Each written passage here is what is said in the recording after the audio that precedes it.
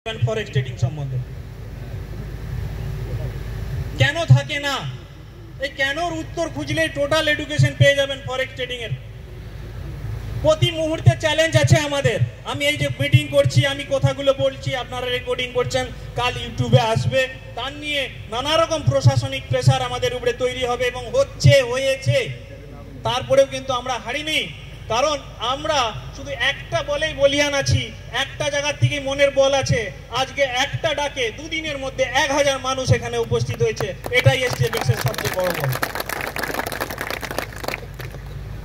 আমরা আমাদের লক্ষ্য পূরণ করবই এবং আমি কথা দিচ্ছি, আমরা এই যে লক্ষ্য নিয়েছি, এই লক্ষ্যর আমি যেভাবে হিসাব পাচ্ছি, আমরা জুন মাস থেকে any payment time to time করতে পারবো, একটু কথা দিয়ে।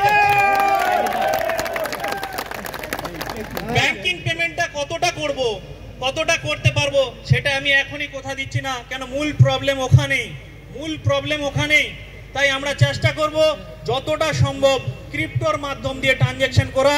তাই প্রত্যেককে বলবো ক্রিপ্টো ট্রানজ্যাকশন কিভাবে হবে খুব দ্রুত, যদি না জেনে থাকেন লিডারের মাধ্যম দিয়ে হোক, ইউটিউবের মাধ্যম দিয়ে হোক, খুব সুন্দরভাবে বিষয়টা জেনে নেন, স্ট্রাকচারটা বুঝে নেন, কিভাবে ক্রিপ্টো ট্রানজ্যাকশন হবে, কিভাবে পেমেন্ট হয়।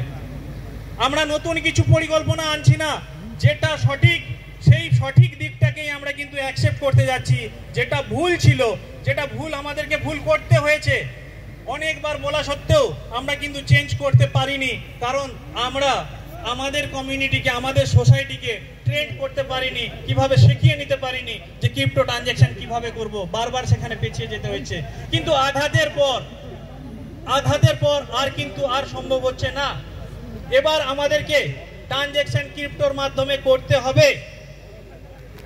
ব্যাংকিং ট্রানজ্যাকশন নিয়ে আমরা বেশি দূর এগিয়ে যেতে পারবো না। যখন আমাদের এই ফরেক্স, কিছুদিন আগে একটা নিউজ এসেছে, আমি বলেছিলাম যে খুব দ্রুত ফরেক্স ট্রেডিং কিন্তু লিগ্যাল হতে যাচ্ছে।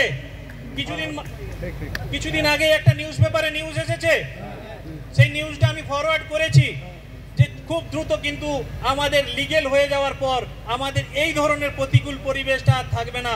আমরা কিন্তু নিজেদেরকে চেঞ্জ করে যেভাবে চলছিলাম, তখন আমাদের ব্যাংকিং ট্রানজ্যাকশন করতে কোনো প্রবলেম হবে না। কিন্তু যতক্ষণ না এই চেঞ্জটা হচ্ছে, এই লিগ্যাল জায়গাটায় আসছে, ততক্ষণ পর্যন্ত আমাদেরকে যা যা বিকল্প ব্যবস্থা নেওয়ার সেটা নিতে হবে এবং নেব।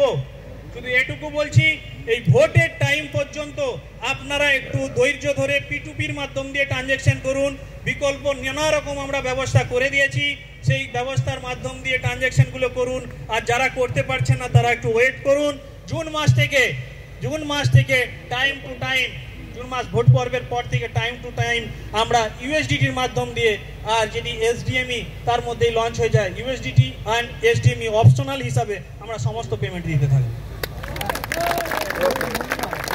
তার জন্য যেটা প্রয়োজন, বর্তমানে আমাদের যে পরিকল্পনা, যেখান থেকে আমাদের মূল ব্যবসার যে ঘাটতি তৈরি হয়েছে, সেই ঘাটতিটা যেখান থেকে আমরা পূরণ করব ভেবেছি এবং প্রতিটা আলোচনা প্রত্যেকের সাথে একসাথে বসে করেছি। সেই আলোচনা অনুযায়ী আমাদেরকে সেই পরিকল্পনাগুলো সফল করতে হবেই। সেই জন্য আপনাদেরকে পাশে চাই। আমি আমাদের ম্যানেজমেন্টকে বলেছিলাম, আমাদের STFX এর যে কমিউনিটি আছে তার থেকে 1000 জন সৈন্য আমার লাগবে, যারা আমাদের প্রতিটা পদক্ষেপটাকে বুঝতে পারবে এবং তারা কোম্পানিকে এগিয়ে নিয়ে যাওয়ার জন্য সচেষ্ট হবে। তাদের ভালো মন্দ সমস্ত কিছু আলোচনার মাধ্যম দিয়ে আমরা তাদের সঙ্গে এগিয়ে যেতে পারবো। সবাইকে একসাথে নিতে পারবো না, কেননা সকলকে একসাথে নিতে পারা এই জন্য সম্ভব নয়।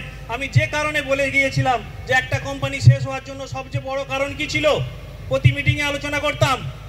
সবচেয়ে বড় কারণ কি? Miss marketing. বলেছিলাম কি বলিনি? কতজন শুনেছেন? তাহলে প্রতিটা জায়গায় এই মিস মার্কেটিং একটা কোম্পানিকে শেষ করে দিতে পারে। তাই এই মিস মার্কেটিং এর জায়গাটাও তৈরি হয়। আমি আজকে দেখতে পেয়েছি তাদেরও কোনো দোষ নেই, তারা নিজেরাই সিস্টেমটাকেই বুঝতে পারে না, ব্যবসাটাকেই বুঝতে পারে না। ফলে কি হয়, তারা নিজে না বুঝে আরো আরেকজনকে বুঝাতে যায়, সেজন্য কিন্তু সবচেয়ে বেশি ক্ষতিগ্রস্ত হয় কারা? সেজন্য সবচেয়ে বেশি প্রথম ক্ষতিগ্রস্ত হয় তারা নিজেরা।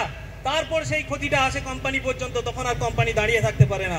আমি আবার বলছি, আজকের ডেটেও বলছি কোনো রকম কাউকে মিস মার্কেটিং